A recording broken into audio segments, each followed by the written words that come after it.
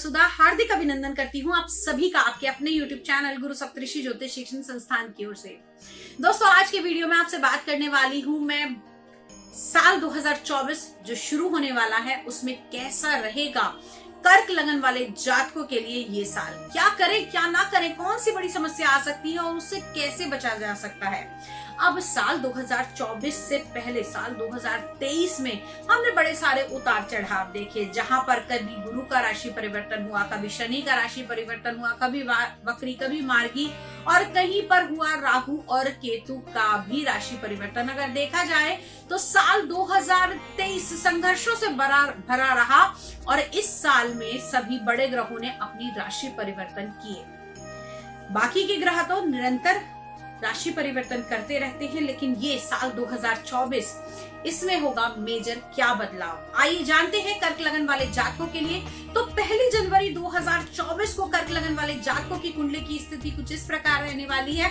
आपके लगन के स्वामी चंद्रमा विराजमान रहेंगे आपकी कुंडली के दूसरे भाव में। केतु का गोचर चल रहा है कुंडली के तीसरे भाव में। बुध और शुक्र का गोचर रहेगा आपकी कुंडली के पंचम भाव में। छठे भाव में सूर्य और मंगल की युति बनी हुई है। वहीं अष्टम भाव में शनि का गोचर चल रहा है। उसके बाद में नवम भाव में राहु गोचर कर रहे हैं और दशम भाव में देव गुरु बृहस्पति का गोचर चल रहा है। अब साल 2023 से अब क्या बदलाव आने वाला है। अभी जहां आपने गुरु की राहु चंडाल दृष्टि से, राहु चंडाल योग से आपको मुक्ति मिली, वही साल 2024 में शनि की तीसरी दृष्टि से भी आपके भाग्य के स्वामी को राहत मिलती हुई दिखाई देगी। अगर हम बात करें इस साल की शुरुआत की, तो शुरुआत में आपको जो परिवार है उसका पूर्ण सहयोग मिलेगा। माता का स्नेह आपको विशेष तौर से प्राप्त होगा। साथ ही साथ जिन लोगों को हेल्थ से जुड़ी हुई समस्याओं का सामना करना पड़ रहा था, थोड़ा सा चीजें पहले से बेटर होती हुई नजर आएगी, लेकिन फिर भी आपको कोल्ड, कफ, स्नीजिंग और यहाँ तक कि छाती से जुड़े हुए भी रोग इस समय में आप लोगों को पीड़ित कर सकते हैं। अब केतु देव सबसे पहले बात करते हैं आपकी कुंडली के तीसरे घर के अंदर पूरे वर्ष विराजमान रहने वाले हैं। यहाँ पर केतु का गोचर रहने वाला है। अब तीसरा भाव माना जाता है बल का, पराक्रम का, साहस का। भाई, मित्र, दोस्त, संबंधी, सोशल मीडिया, यात्राएं, इन सभी के भाव में केतु का आ जाना कहीं ना कहीं इन सब चीजों से आपको अलग करता हुआ दिखाई देगा, विरक्ति की तरफ ले जाता हुआ दिखेगा। तो आपको क्या लगेगा, ये सब कुछ ऊपरी दिखावा है, सब लोग आपके पैसे के साथी हैं। यहाँ कहीं ना कहीं आपके सोशल सर्कल को आपसे अलग करता हुआ दिखाई देगा, लेकिन वहीं पर आपको धार्मिक और आध्यात्मिक यात्राएं कराएगा। आपकी मनोस्थिति थोड़ी सी चेंज करने की इस समय में कोशिश कर सकता है। आप मंत्र चैंटिंग की तरफ जा सकते हैं, आप ध्यान की तरफ जा सकते हैं। अब अगली बात करते हैं आप लोगों की कुंडली के जो पंचम भाव में बुध और शुक्र का गोचर साल के शुरू में रहने वाला है। तो कहीं ना कहीं अगर हम बात करें तो यहाँ पर बुध आप लोगों के पंचम भाव में विराजमान रहेंगे। बुध और शुक्र आप लोगों की जो लव रिलेशनशिप अफेयर्स हैं उनको और ज्यादा इस समय जागृत करता हुआ दिखाई देगा। ध्यान रखिएगा कि कोई भी ऐसी लापरवाही ना करें जिससे आपको लॉन्ग टर्म में कुछ भी नुकसान उठाना पड़ सकता है। जीवन साथी के साथ संबंध तो मधुर रहेंगे इस साल के अंदर, लेकिन कहीं ना कहीं अगर मैं ये कहूँ कि आपके सप्तम भाव के स्वामी अभी अष्टम भाव में है, शनिदेव अपनी ही राशि में है, तो लड़ाई झगड़े ये सारी चीजें छोटी छोटी बातों पर आपके हो सकती हैं।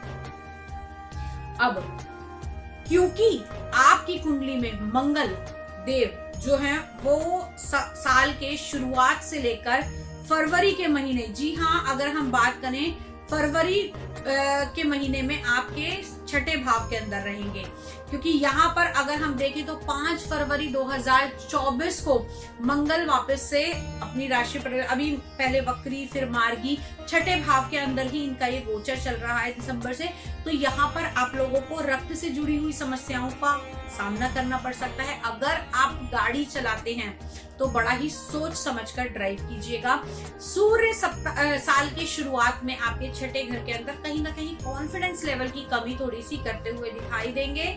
और दूसरी चीज, आपके छठे घर के स्वामी अभी कर्म स्थान में है, तो पैसा उधार लेने की तो बिल्कुल भी सोचे ना। अपने काम को और एक्सपेंड करना चाहते हैं, रुक जाइए।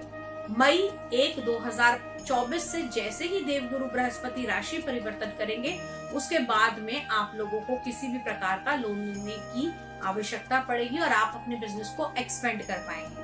अब बात करते हैं आप लोगों की कुंडली में जो गोचर कर रहे हैं वो कर रहे हैं शनिदेव अष्टम भाव के अंदर। अष्टम भाव के अंदर कहीं ना कहीं आपको एकाग्र बनाएंगे, मेडिटेशन की तरफ लेकर जाएंगे, ज्ञान की तरफ लेकर जाएंगे। वहीं अपने खाने पीने का बहुत ध्यान रखिएगा क्योंकि आपको पाइल्स की प्रॉब्लम, गैस्ट्रिक प्रॉब्लम ये बहुत ज्यादा बना सकते हैं। जिन लोगों को पहले से ही इंडाइजेशन है उनको इस साल के दौरान अपना बहुत ज्यादा ध्यान रखने की आवश्यकता है। शुरुआत तो हो ही चुकी है आप लोगों की इंडाइजेशन की और कॉन्स्टिपेशन की, तो इस चीज को आगे ना आप परसिस्ट करें। तो इसलिए अपने खाने पीने का ध्यान रखें, शनि के मंत्रों का जाप करें, शनिदेव की सेवा करें और अपने कर्मास को बिल्कुल ही प्योरिटी के साथ में करें, उसमें कोई भी कोताहट नहीं बरतें। अब राहु जहां नवम भाव में है, क्योंकि नवम भाव के अंदर अगर राहु है आपकी, अगर हम कहें सिक्स्थ सेंस को तो बढ़ाएंगे, आपको भगवान की तरफ जोड़ते हुए दिखाई देंगे। क्योंकि ऐसे लोगों का, जिन लोगों का नवम भाव में राहु होता है, ये भगवान के बड़ी जल्दी करीब पहुंच जाते हैं, भगवान को बड़ी जल्दी महसूस कर लेते हैं, भगवान के आसपास, भगवान को अपने आसपास महसूस करते हैं। अगर मैं ओवरऑल ये कहूँ कि इनकी सिक्स सेंस बहुत ज्यादा बढ़िया हो जाती है, तो इस साल में आपके साथ यही होने वाला है। आपको होने वाली चीजें पहले से दिखाई देंगी। हालांकि नवम भाव में राहु है, आपके भाग्य में कमी करेंगे, कामों को ढीले करेंगे, लेकिन वहीं इन चीजों को बिगड़ने से पहले आपको एक मौका देंगे आपकी सिक्स सेंस को जगाकर कि नहीं, ये काम नहीं करना है, अभी रुक जाओ। तो वो थोड़ा सा आपको ध्यान रखने की आवश्यकता है। अब बात आती है देवगुरु बृहस्पति की। तो 1 जनवरी 2024 से लेकर 30 अप्रैल 2024 तक ये यही रहने वाले हैं आपके दशम भाव में। तो यहाँ आपके कर्म को थोड़ा सा पीड़ित कर रहे हैं, आपके जो कर्म के फल हैं वो बहुत थोड़ा सा स्लो मिल रहे हैं क्योंकि शनि की तीसरी दृष्टि से पीड़ित है। लेकिन जैसे ही राशि परिवर्तन करेंगे देवगुरु बृहस्पति, साल 2024 का जो पहला साल 2024 का जो 1 मई का जो महीना रहेगा, 1 मई से जो शुरुआत होगी, वो आपके लिए बड़े अच्छे बदलाव लेकर आएगी। क्योंकि भाग्य के स्वामी का 11वें भाव में जाना यहाँ पर आपको और फल देगा। कौन कौन से फल देगा? रुका हुआ धन आएगा, प्रमोशन मिलेगी, पैसे मिलेंगे, जॉब मिलेगी, विवाह की बात आगे बढ़ेगी, संतान मिल सकती है। यानी कि अगर मैं कहूँ कि आपकी कुंडली में जो गोल्डन पीरियड शुरू होगा वो होगा 1 मई 2024 से शुरू। लेकिन उसके लिए आपको क्या क्या करना पड़ेगा? आपको राहु के और शनि के उपाय अवश्य करने चाहिए। इसके अलावा आपकी कुंडली में जो ग्रह के नक्षत्र भी पीड़ित हैं, आप उनका भी उपाय अगर करेंगे तो निश्चित तौर पर आपको रिजल्ट जो है वो बहुत अच्छे मिलते हुए दिखाई देंगे। ओवरऑल साल के अंदर जो विभिन्न परिवर्तन होते हैं, जैसे कभी राशि परिवर्तन होना, ग्रहों का वक्री और मार्गी होना, उन सभी से जुड़ी हुई वीडियो हमारे चैनल पर आती रहती है।